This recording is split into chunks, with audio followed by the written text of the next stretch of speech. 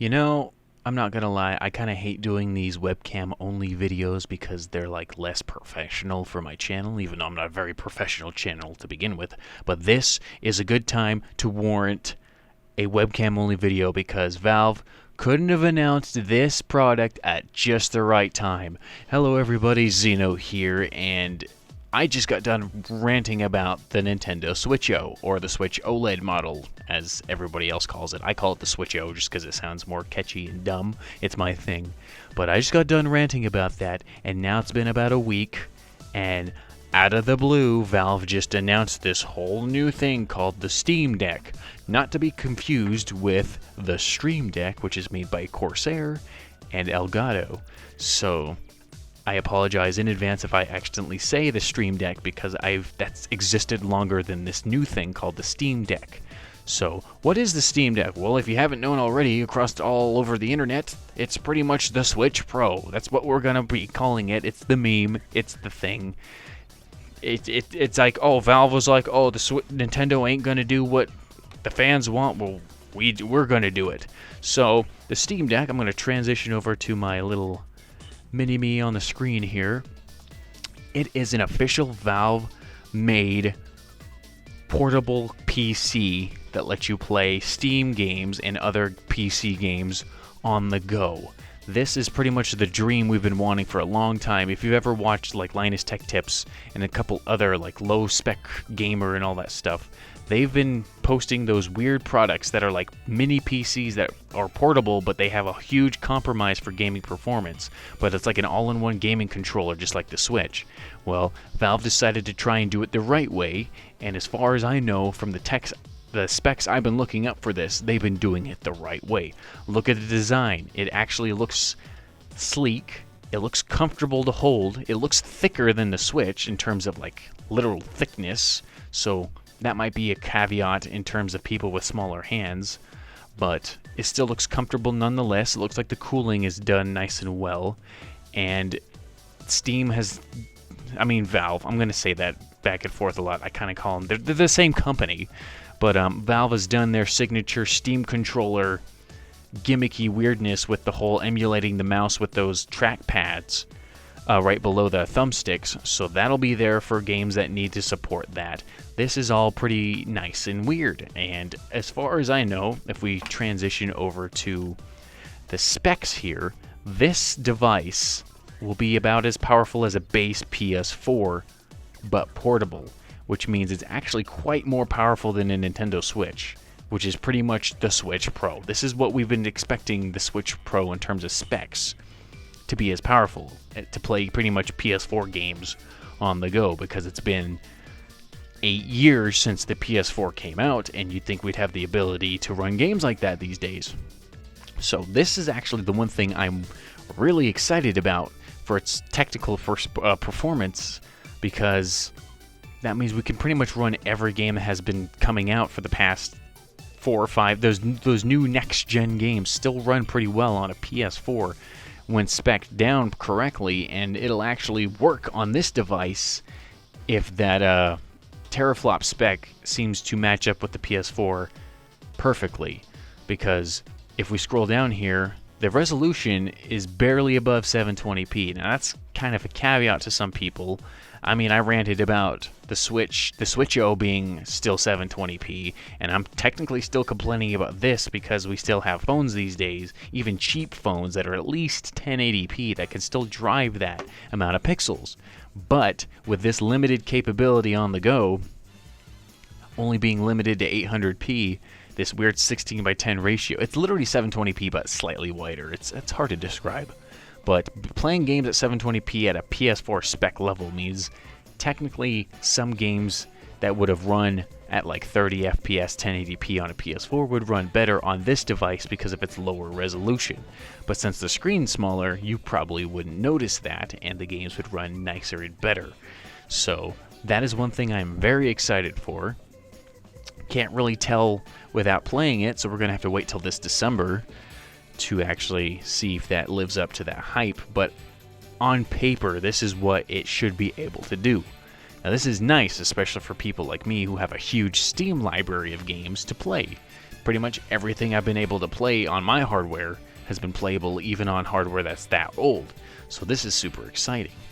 And it comes with its own Steam OS type of operating system. I mean, I already said OS in it.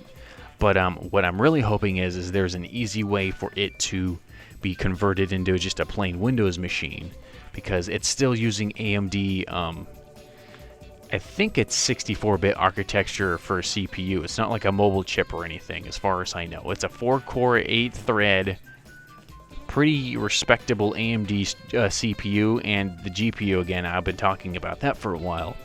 Those seem pretty good for a portable system, especially that since it's trying to emulate like a desktop style experience. The fact that it comes with 16 gigs of RAM too, that's impressive for something that's this tiny. This Switch has 4 gigs of RAM and they're charging you $300 for it. Put that into perspective. Now if we go back to, oh, sorry if I burned your eyeballs with that. I have to warn you guys about that kind of stuff. I forgot. Dark mode is a thing. Valve should have known this, putting that on display there. But if we go to the price on this thing, where is the price? The base model is $400. That's $100 more than the base Switch, and it's $50 more than the Switch-O. That being a good deal or not really depends on your situation, because again, it's like 1.5 times as powerful as this on paper. This is the asterisk. We really won't know until it comes out. But it does come with 64 gigs of this weird internal storage. I say it's weird because it's not SSD.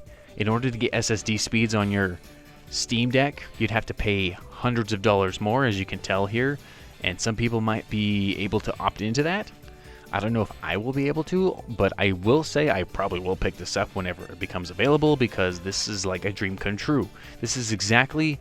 I'm just as excited for this as I was for the Switch when it was announced back in 2016. So, needless to say, I hope I can pick this up fairly soon, probably after the first wave of reviews come out, because I don't have the kind of money to just drop and hope it's something I get to use every day. That being said, this is Valve. Valve has already been known to have problems with shipping and keeping stock for the demand of their products. I mean, getting a Valve Index, which I do have, it took me a while. I was on a waiting list to get that. It took months to actually get to my house.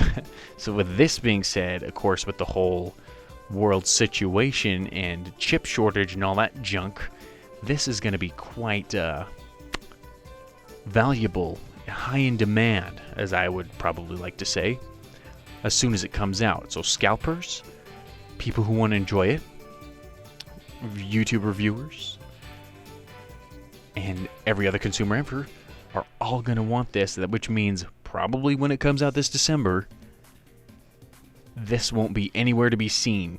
It's going to be low in quantity. That's the word. Sorry, my brain is running on fumes here. And that means we probably won't see stock or options of this to be available for the masses for months, if not half a year, depending on the situation, because it's Valve again.